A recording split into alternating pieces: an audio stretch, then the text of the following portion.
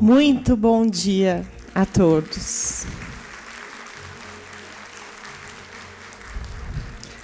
Com essas belíssimas imagens, também nos proporcionada exatamente pela era moderna em que estamos vivos neste momento, os nossos últimos séculos, especialmente últimos anos, os últimos 10, 20, 30 anos, são eras de intenso avanço científico, tecnológico, na era das comunicações. Mas nós, ainda hoje, temos amplo espaço de discussão para realizarmos exatamente este questionamento. Vida, do que estamos falando? Afinal de contas, quando exatamente estamos falando de um ser humano? Quando se inicia uma vida humana? Quando ela cessa? Quem são esses seres, muitas vezes intitulados de amontoado de células, residindo num ventre materno? Mas a nossa proposta de reflexão e exame acerca da vida não pode mais se restringir ou reduzir às questões palpáveis ou detectáveis através dos nossos sentidos físicos ou orgânicos. A figura do iceberg que nós trouxemos para a nossa reflexão. Tenham caridade comigo, eu me atrapalhei na ferramenta. Obrigado. Nos faz alusão a este imenso bloco de gelo e que, se nós transitarmos unicamente na superfície, estaremos examinando apenas cerca de 10% da sua envergadura, da sua estrutura, de quem de fato é este objeto, um bloco de gelo. Mas a vida, sendo apreendida, como eu recém citei, apenas numa visão material, também vai ser vista, analisada, vai sofrer intervenções, ou os indivíduos tomarão decisões e resoluções superficiais, da mesma forma, reducionistas, se nós não realmente aprofundarmos a nossa sonda investigativa. Se nós não fizermos a tentativa honesta e sincera de examinar a vida, olhando a ela com a sua complexidade e reunindo todas as possíveis áreas de conhecimento a nos iluminar e esclarecer a ignorância acerca dessas questões tão profundas, estaríamos incorrendo em erro por demais grave. Neste belo e diferente encontro onde reunimos médicos, advogados, e não necessariamente pessoas desta formação específica, mas vamos refletir sobre o papel da espiritualidade na nossa atuação profissional. A medicina, que é a ciência que busca fundamentalmente compreender os processos saúde e doença, e que, desde o seu surgimento, tem como grande objetivo o alívio da dor humana, não pode mais ser exercida, estudada, compreendida, sem que nós olhemos para o ser humano com a igual complexidade da vida. A própria Organização Mundial da Saúde, em um texto que data de 1999, acrescentou a dimensão espiritual ao seu conceito de saúde. Ressalta que saúde é um estado dinâmico, de completo bem-estar físico, emocional, social, espiritual, e não apenas a ausência de doença. Mas o próprio conceito de espiritualidade é bastante controverso. Nós encontraremos várias definições e muitas discussões acerca dele. No livro de Religiões e Saúde, os autores definem a espiritualidade como uma busca pessoal por um aspecto transcendente, pelas questões a respeito do fim da vida, e que a espiritualidade pode ou não estar acompanhada em uma prática religiosa ou a adesão a alguma crença específica. Mas, justamente pela especificidade deste termo espiritualidade na literatura técnica científica, a nossa proposta de reflexão é aprofundar esta conexão entre a ciência médica e espiritual à luz de uma outra ciência, que se denomina ciência espírita. Vamos recapitular brevemente, até porque não temos muito tempo para especificamente esse estudo aprofundado, mas refletir um pouco sobre a evolução do pensamento científico. Porque nós, na medida em que trazemos para a nossa prática profissional a visão espírita, muitas vezes somos criticados pelo fato de não estar sendo cientistas. O caminho de levar a questão de espiritualidade para a prática da medicina ainda é um caminho um pouco difícil, mas por uma série de preconceitos, em sua maioria. Se nós pensarmos lá na Idade Média, o conhecimento ainda estava detido sob posse da Igreja, do clero, que muitas vezes detinha, inclusive, restrito o conhecimento da escrita. Mas a Idade Moderna foi marcada, especialmente entre os séculos XV e XVIII, pela Revolução Científica Europeia, como ruptura e um retorno à época do pensamento, o prazer por dar vazão à inteligência e à razão. Foi justamente nessa época em que nasce o método científico, que é justamente uma forma de organizar o pensamento para investigar a vida, os fenômenos da natureza, as leis que nos regem. E surge, então, o método experimental. O movimento iluminista era aquele que justamente tinha como lema a luz da ciência sobre as trevas dos dogmas religiosos. Infelizmente, a humanidade percorreu essa história de transformar a religião em dogma e de se utilizar de questões fundamentais em relação à vida, muitas vezes para manipulação ou para objetivos menos nobres.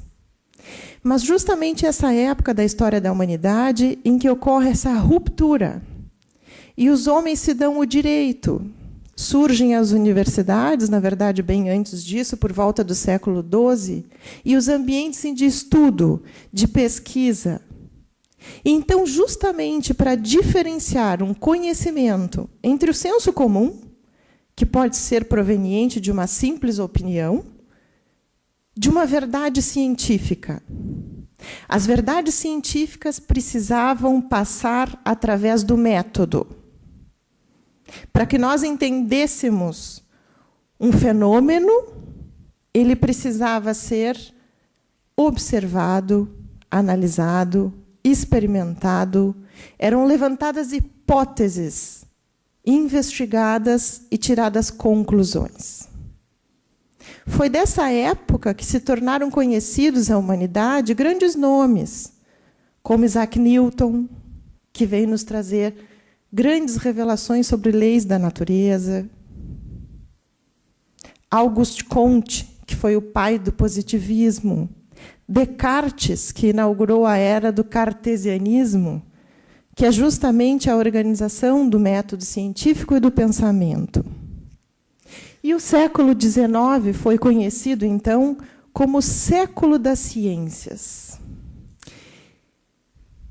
O método científico ficou basicamente organizado, e é claro que de lá para cá há muitos desdobramentos, mas o nascimento das grandes ciências se deu calcado em alguns princípios. A curiosidade ou a angústia de um observador que atentamente analisava algum fenômeno, precisava passar por algum grau de experimentação, de testagem, de levantamento de hipóteses e chegadas às conclusões. Este era o método experimental, em que o raciocínio era o guia seguro, a razão e a inteligência que conduziam o homem às verdades do universo. Pois do século XIX, eu quero trazer para a nossa reflexão dois grandes nomes. O nome à nossa esquerda é de John Snow. Aqueles que estudaram medicina certamente passaram por John Snow na disciplina de epidemiologia. A epidemiologia é a ciência que se destina ao estudo da distribuição das doenças e os seus fatores determinantes causais. Praticamente todos esses conhecimentos que hoje, quando nós vamos a uma consulta médica e o profissional nos diz que o nosso colesterol é elevado, nos coloca em risco de termos doença do coração. Que fumar está diretamente relacionado com câncer de pulmão.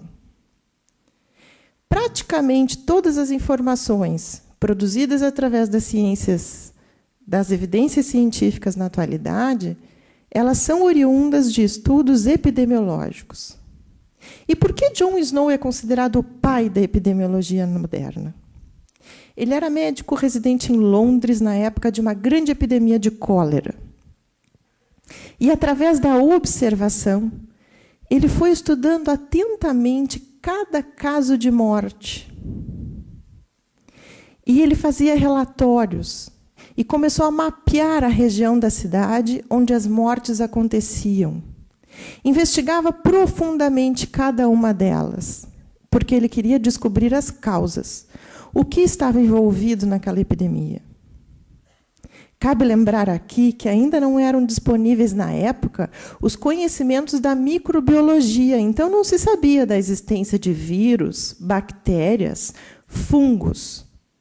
Mas John Snow, através do método indutivo, experimental, ele descreveu brilhantemente todo o ciclo de transmissão do víbrio cólera, mesmo não se sabendo a existência dele. E justamente por esse seu trabalho, que acabou por concluir que o trato gastrointestinal era realmente alvo de alguma coisa e que existia uma contaminação através da água que as pessoas daquela região bebiam do mesmo poço.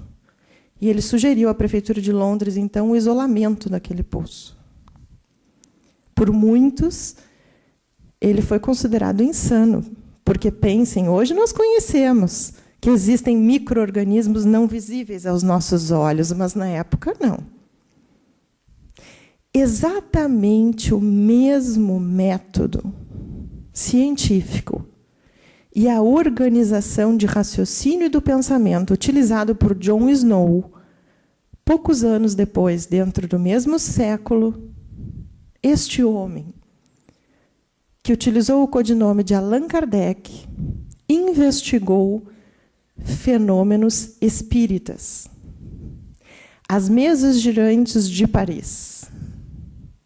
Ele, que já era estudante do magnetismo, não olhou com o mesmo olhar de frivolidade ou achando divertido fenômenos de mesas que batiam, que giravam. E mais adiante parecia que, ao serem realizadas perguntas, essas eram respondidas através de batidas, após através de objetos percorrendo as letras do alfabeto. Com a mesma curiosidade científica e rigor metodológico, ele observou que havia inteligência atrás do fenômeno. E, através de remontar as causas, analisando os efeitos, ele descortinou para a humanidade uma nova ciência, que nós conhecemos hoje como a doutrina espírita. Allan Kardec nos trouxe princípios da vida espiritual. Esta é a ciência que não tem por objeto de estudo o princípio material. Ela tem por objeto de estudo a vida espiritual, os espíritos, a sua origem e destinação, as relações com o mundo físico. E então, ao longo de cerca de 15 anos, este foi o objetivo da sua vida. Desta forma, remetendo à imagem do iceberg que nós colocamos um pouquinho antes, nós não podemos mais ignorar uma outra ciência que nasceu da mesma forma das ciências positivistas, organizada com o mesmo rigor metodológico e que nos descortina uma gama de conhecimentos que modifica absolutamente o nosso ponto de observação sobre todas as questões da vida. Porque, dentre os princípios, os pilares da doutrina espírita, nós aprendemos que todos nós somos individualidades que já vivemos há muitos anos, que já, enquanto ainda não espíritos, mas princípio inteligente, transitamos pelos reinos inferiores da natureza, mineral, vegetal, animal, adquirimos individualidade e, ao adentrarmos o reino hominal que nos encontramos, tomamos consciência de nós mesmos e de Deus e somos denominados espíritos. Cada um de nós vive múltiplas experiências em corpos físicos diferentes. E este pilar da doutrina se chama reencarnação. Isto significa que a nossa vida não se inicia no útero e não se conclui no túmulo. Será que é possível ainda, se acessarmos esse cabedal de conhecimentos, exercermos qualquer ciência da saúde da mesma forma? Só para nós entendermos também, quem aqui é profissional da área da saúde? É possível? E acho que eu vou ter que usar as táticas do meu irmão. É possível, pessoal? Não? Então, novamente com a imagem do iceberg, quando nós falarmos de vida, nós precisamos reconhecer a sua existência muito anterior a este corpo físico que habitamos e a nossa continuidade. E se nós continuamos, Kardec brilhantemente nos evidenciou que existem consequências morais do fato de sermos espíritos imortais. Porque se estamos em trajetória de desenvolvimento de potencialidades, estamos todos sob uma inteligência acima da nossa, que denominamos Deus. O acaso não existe. E todas as condições que necessitamos experimentar dentro do processo saúde e doença, temos absoluta responsabilidade. E que somos herdeiros de nós mesmos ao longo da nossa trajetória.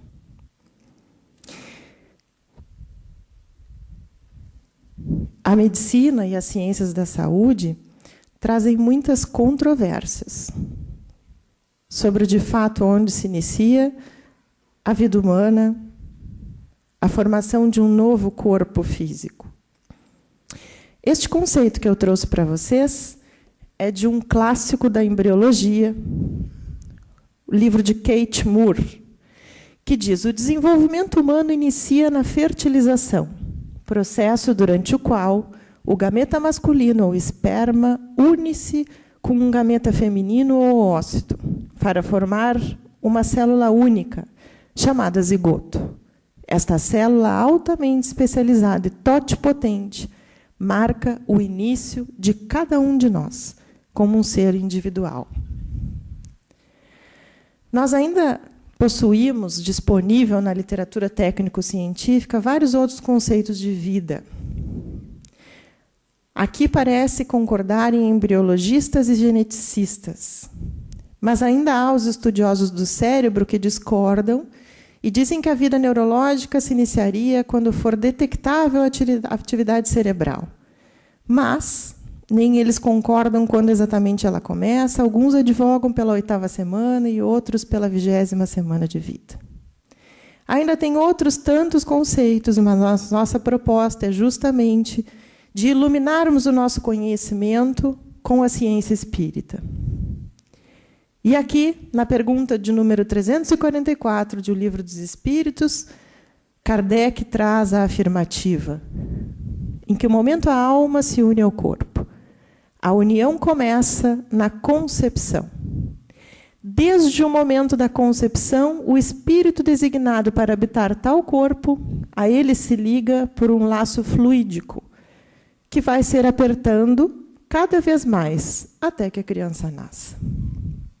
Mas vale lembrar que a ciência espírita nos ilumina, lembrando que neste momento da concepção, que anatomicamente ainda nem acontece no útero, é lá na trompa de Falópio, que um gameta masculino, uma célula reprodutiva masculina, fecunda uma feminina e já, como uma célula em reprodução, adentram a cavidade uterina e se implantam.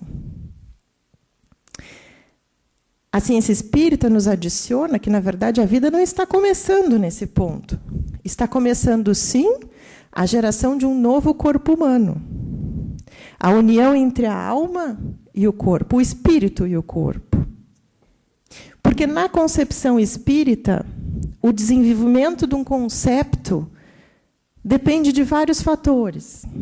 Essas informações são oriundas de literatura espírita complementar, mais especificamente da série acerca do mundo espiritual trazida por André Luiz. E aqui vários fatores interferem. Os cromossomos, a questão genética paterna e materna, a atuação do plano espiritual.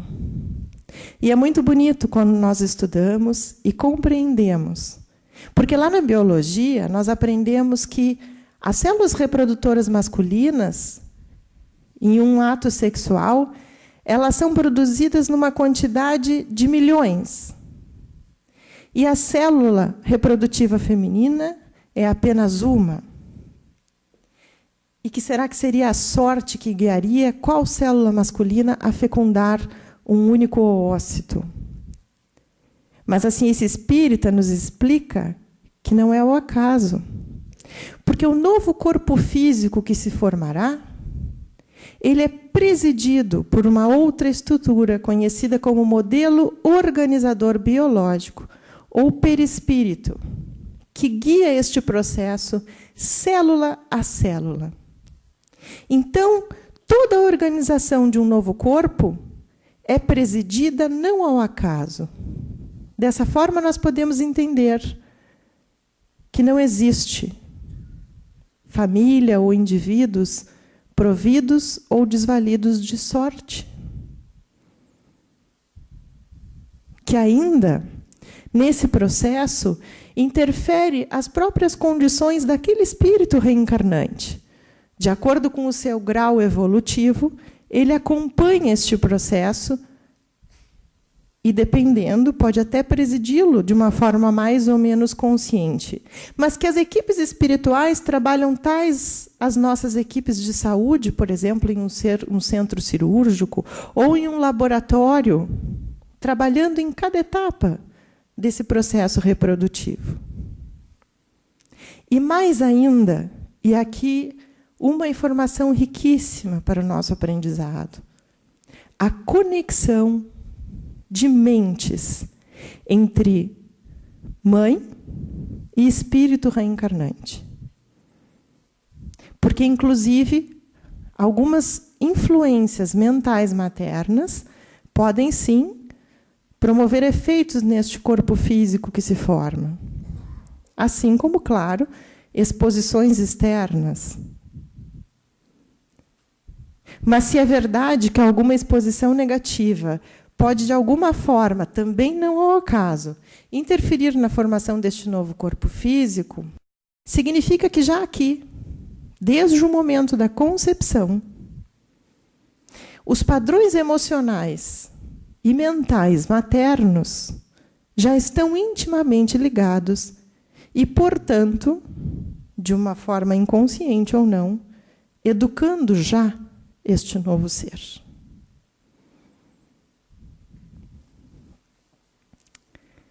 Se nós, me perdoem voltar um pouquinho, olharmos aquelas imagens à direita do nosso slide, nos parece senso comum que é uma violência atentarmos sobre a vida daquele bebê bochechudo, de ricos olhos azuis.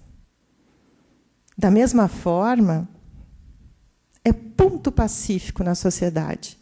Quão violenta uma ação que resolve interromper a vida ou lesar aquele menino de olhos de jabuticaba.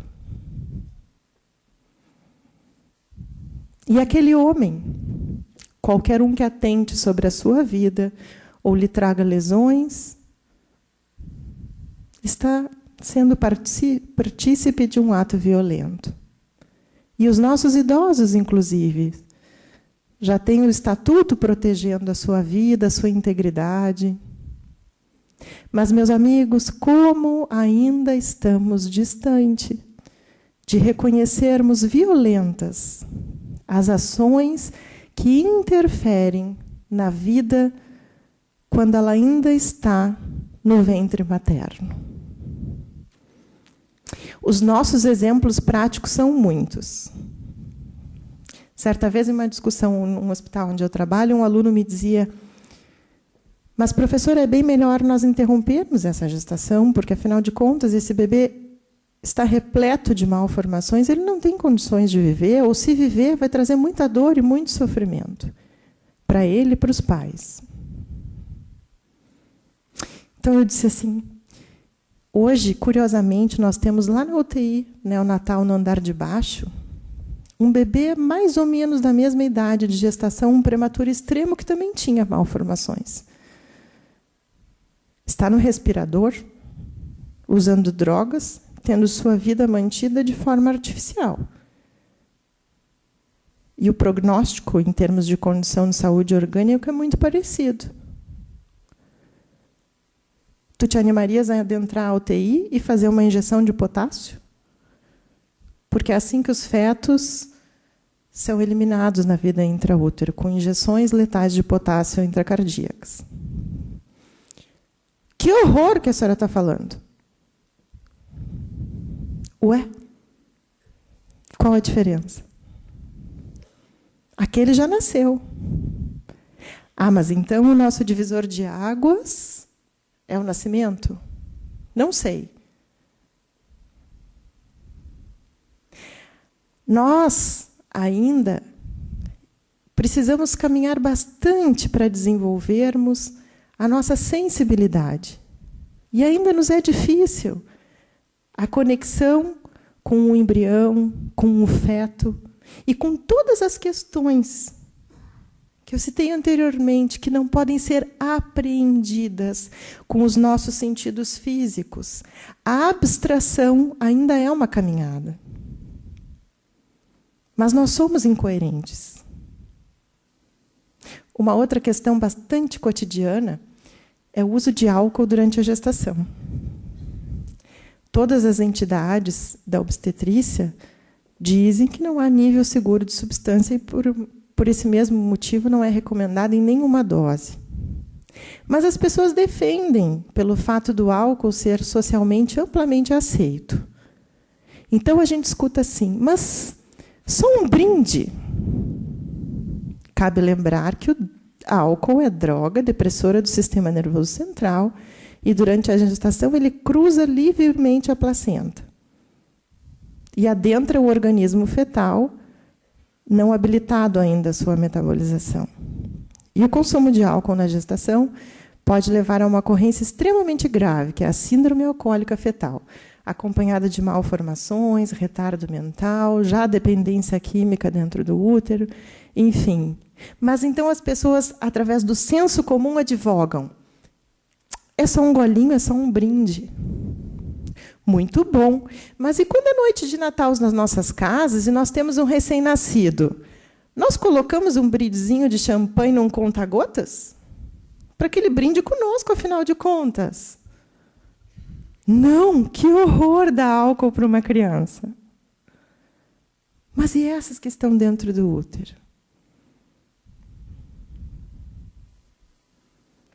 O fato é que nós ainda vivemos uma realidade dramática de muitas gestações não desejadas, de muitos processos gestacionais imersos em contextos dos mais difíceis e dolorosos.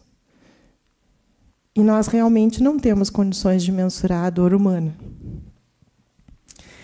Mas quando nós nos deparamos com esses quadros dolorosos, de uma gestação não desejada, de uma gestação até secretamente desejada, às vezes, por uma mulher, mas não aceita pelos seus pares, pela sua estrutura familiar, de uma gestação frustrada nas expectativas legítimas de pais que organizam a chegada de um filho e a notícia de um filho com problemas graves.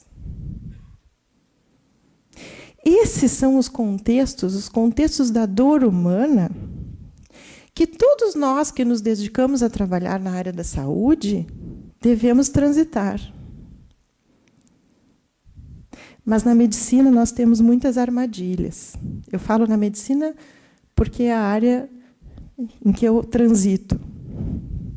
Desde a nossa formação acadêmica, muitas vezes, nós somos envoltos pela empolgação verdadeira, gostosa, dos diagnósticos.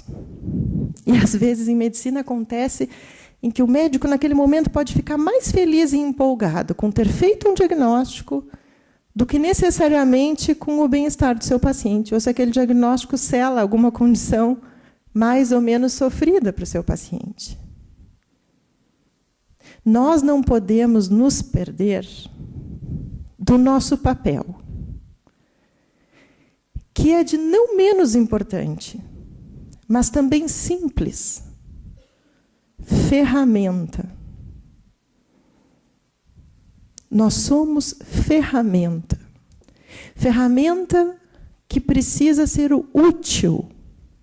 E nós só somos úteis quando, de fato, nós conseguimos auxiliar no alívio da dor. Quando nós conseguimos estender a mão, a técnica, o coração, ou o que tivermos disponível para fazer um ser humano se sentir melhor. Essa precisa ser a motivação cotidiana.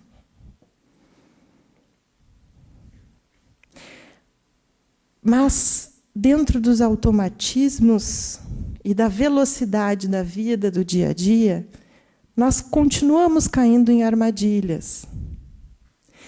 Retornando à ciência espírita, nós aprendemos que aqui todos somos de um grau evolutivo intermediário. Nós residimos muito ainda na vida guiada pelos instintos. Por exemplo, a ciência já nos traz de longa data a necessidade de termos uma alimentação saudável, de fazermos atividade física regular, porque isso nos traz bem-estar, nos traz saúde, nos traz longevidade. Nós já conhecemos uma série de comportamentos que nos levam a doenças. Mas, como é difícil resistir. Eu aproveito que a plateia é a maioria feminina, mas um belo brigadeiro. Mesmo se, por acaso, formos portadores de alguma doença, como diabetes, e que naquele momento eu não deva.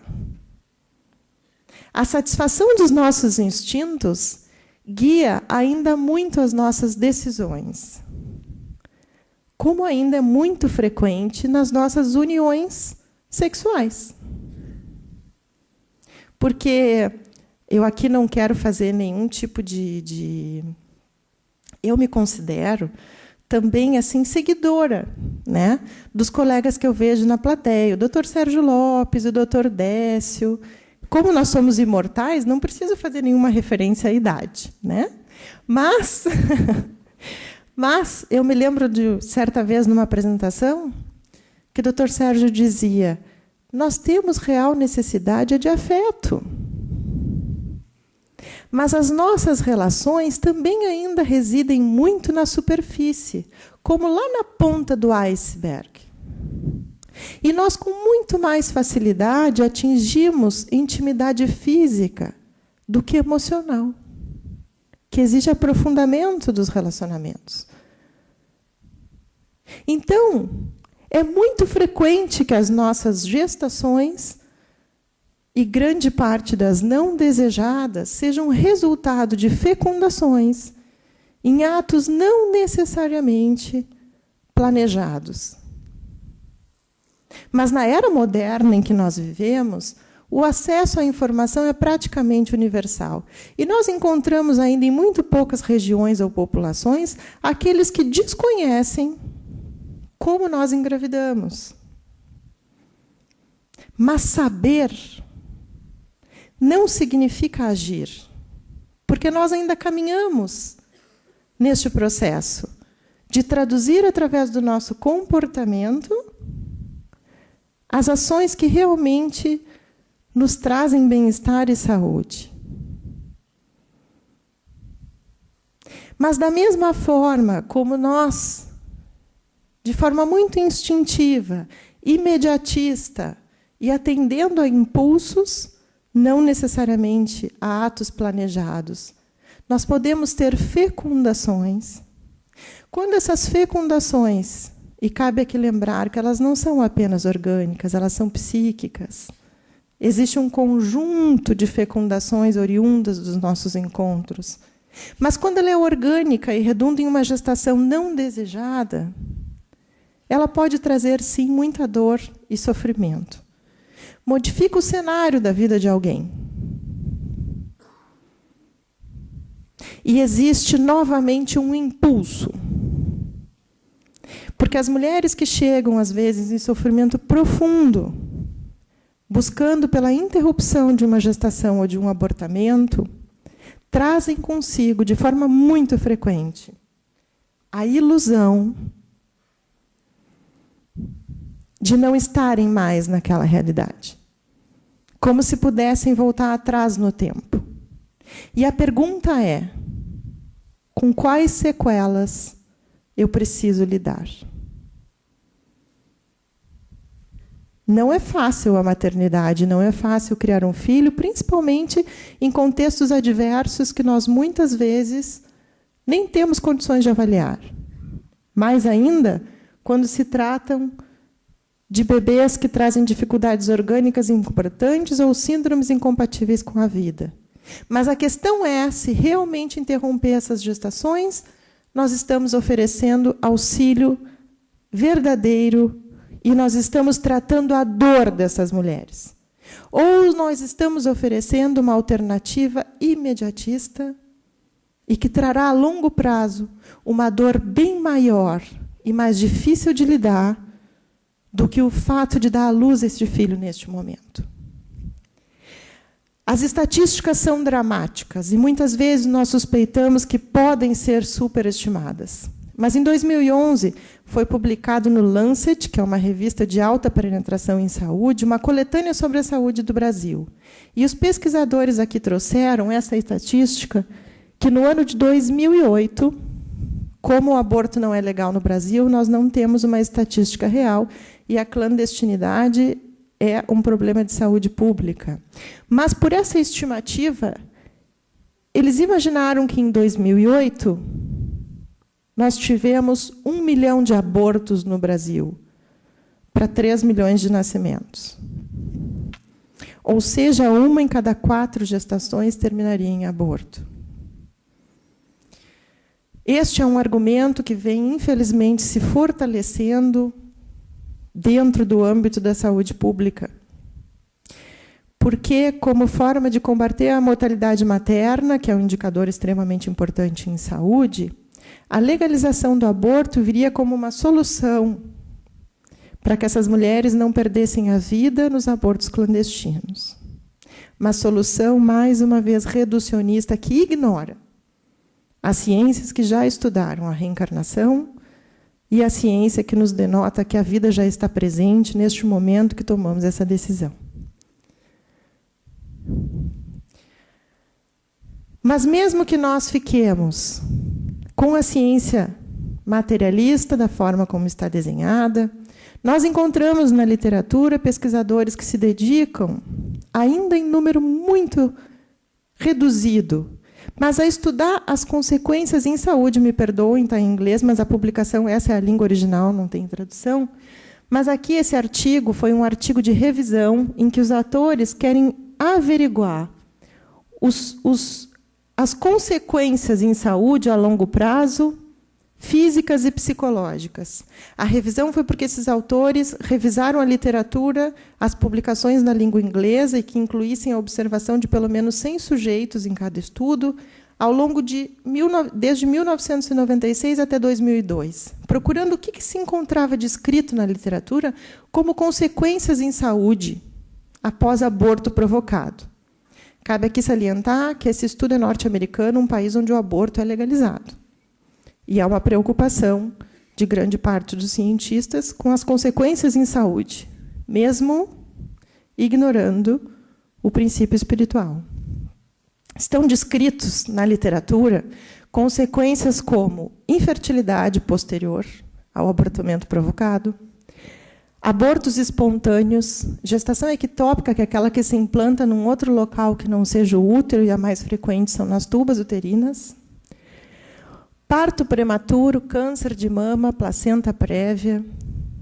Eu já fui sinalizada com o tempo, então eu não vou poder, depois nas mesas de discussões, nós podemos mais calmamente falar. Eu tinha tanta coisa, né, mas não vai ser possível aqui.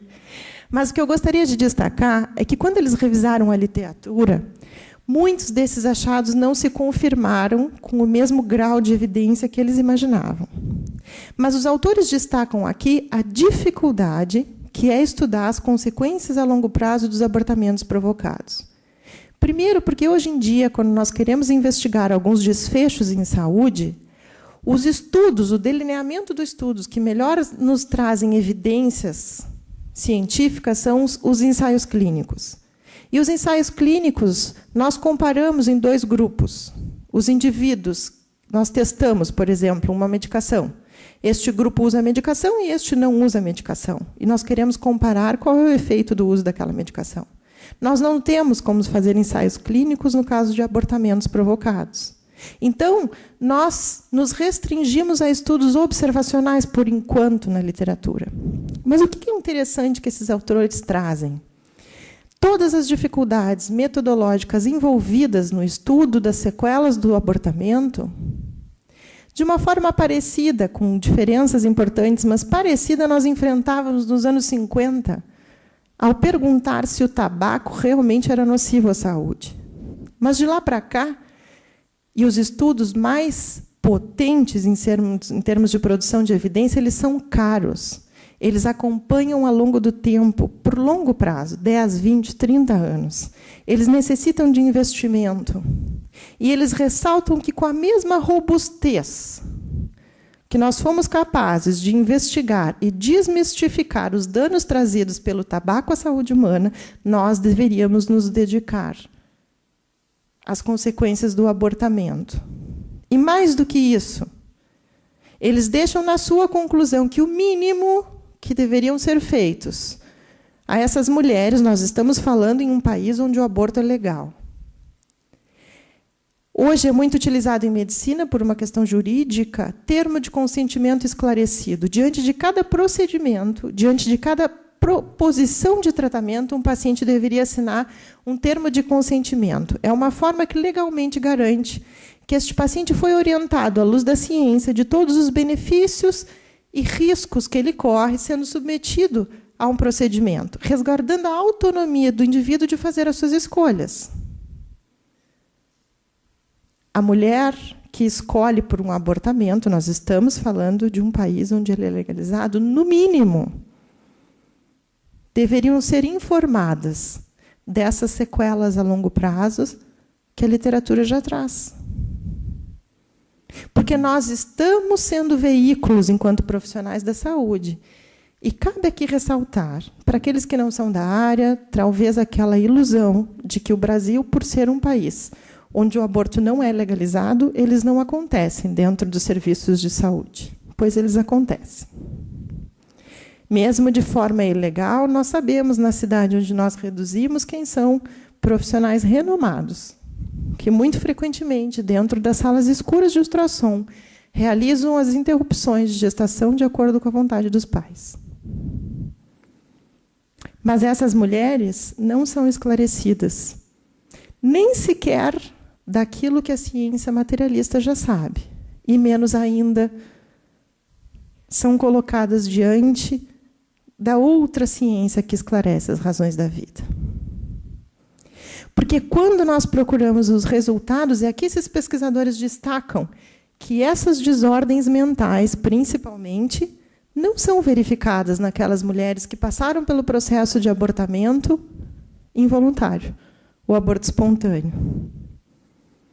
Como nós precisamos encerrar, e na nossa mesa nós temos espaços para discutir bastante, as discussões sobre a legalização do aborto no Brasil, grandes pesquisadores, muitos dos quais nós precisamos guardar muita admiração pelo trabalho que fazem pela ciência, advogam que a discussão sobre a legalização do aborto não deve ter como participação os religiosos, porque os argumentos precisam ser à luz da ciência, racionais. Poxa vida, nós acabamos de falar numa ciência que está calcada e tem a sua origem da mesma forma que as nossas outras ciências. Eu só quero lembrar aqui que realmente os dogmas precisam estar distantes das nossas discussões profundas, sejam eles religiosos ou sejam eles científicos, entre aspas. Porque as mesmas algemas que nos acusam muitas vezes de nos restringir por sermos religiosos, são as algemas que fazem com que inteligências brilhantes recusem as evidências já disponíveis que reencarnação é lei biológica. Porque os preconceitos, eles atrapalham o espírito científico em qualquer área do conhecimento.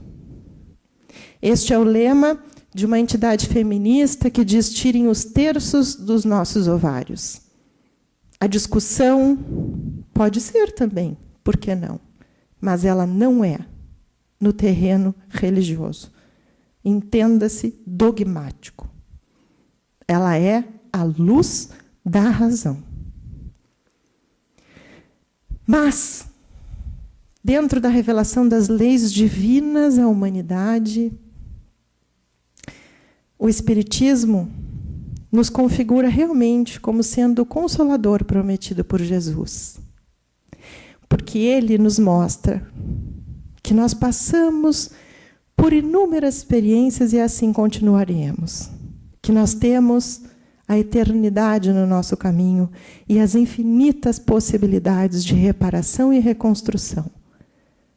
Essa imagem é de um escultor que, por respeito à sua escultura, eu não tentarei falar o seu nome, porque certamente o pronunciarei de forma errada, mas ele está na memória das crianças não nascidas.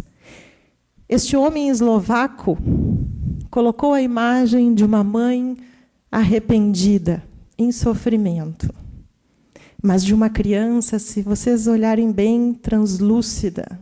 A arte nos permite interpretações. Eu vejo um espírito com aquela mão mostrando o perdão. Nós recomeçaremos, nos reencontraremos. Quem de nós será que, ao longo das nossas histórias, não recorreu a este recurso? Guiados pela ignorância, guiados pelo desespero. Mas o Espiritismo nos diz que o que nós precisamos é nos responsabilizar. Os contextos de culpa não produzem efeitos positivos, mas os de responsabilização são responsáveis por construções fabulosas. Para concluirmos a nossa reflexão, eu quero contar uma história. Uma história publicada pelo Dr. Ricardo de Bernardi, num dos terrenos que a nossa justiça humana, infelizmente, já nos oferece jurisprudência.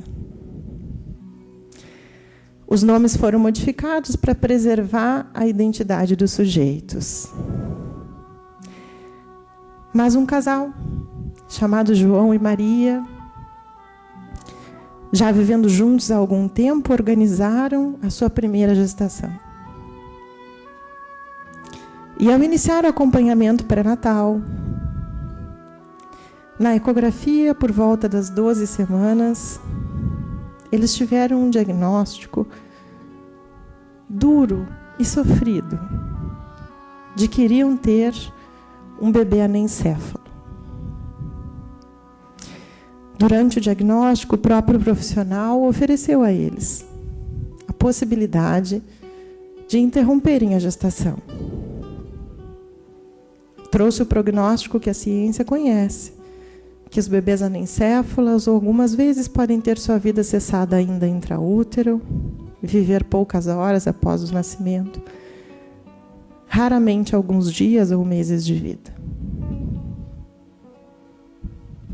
A dor desse casal, neste momento,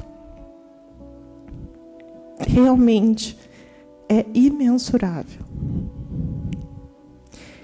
Mas eles eram espiritualistas e acreditavam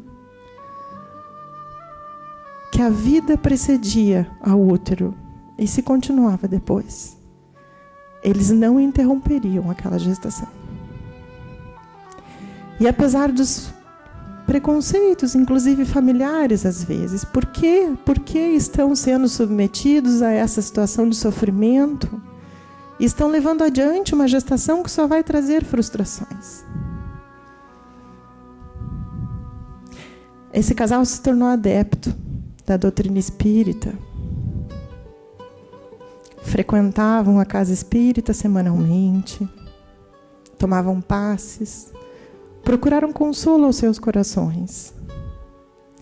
E tinham uma prática recomendada pela doutrina espírita, que é o culto ao Evangelho no lar, onde semanalmente as famílias se reúnem a refletir sobre os ensinamentos de Cristo. Conversavam insistentemente com aquele indivíduo dentro do útero. Externavam o seu amor. E mesmo diante do sofrimento, a alegria da maternidade e da paternidade. Mesmo naquele formato, ainda com seu bebê dentro do útero. Como já era esperado, logo após o nascimento, eles foram para casa sem o seu bebê nos braços. Viveu apenas uns minutos, e para aqueles que já tiveram acesso à imagem de um bebê anencéfalo, esteticamente, é uma imagem que não agrada aos olhos, mas pode ser compreendida pelo coração. Cerca de 2 ou 3 anos se passaram, e este casal também trabalhavam na área mediúnica da casa. E em uma reunião mediúnica que se presta à comunicação de espíritos desencarnados com os encarnados, manifesta um espírito na forma infantil. E o dirigente, ao receber a comunicação, pergunta o seu nome. E ela diz: eu sou Shirley. Sim, era eu mesmo, aquele bebê anencéfalo. O que tens a nos dizer, Shirley? Meus pais têm o merecimento de saber. Eu era um espírito que carregava no meu corpo espiritual muitas lesões, oriundas das minhas escolhas. Eu pude, durante esse processo de gestação, estar imersa numa verdadeira terapia de amor. A forma como eles me amaram e cuidaram de mim permitiu que eu expiasse, que drenasse para aquele corpo físico grande parte das minhas lesões. A forma como eu fui recebida durante aquele curto período de tempo me faz hoje um espírito em recuperação. Então o dirigente pergunta: por que te apresentas na forma de criança, se te manifestas tão inteligentemente? E ela diz: me é permitido revelar, pelo merecimento dos meus pais e pelo alcance que essa mensagem pode ter, eu estou me preparando para renascer. Desta vez, num corpo físico organizado, para continuar a minha caminhada. E ao redor de 2 anos depois, desta vez, João e Maria saíram do hospital levando seus bebês nos braços para o desafio não menor que a maternidade e a paternidade lhe trariam. Então, meus amigos, vida é disso que estamos falando. Desculpem que entrou uma outra. Obrigada.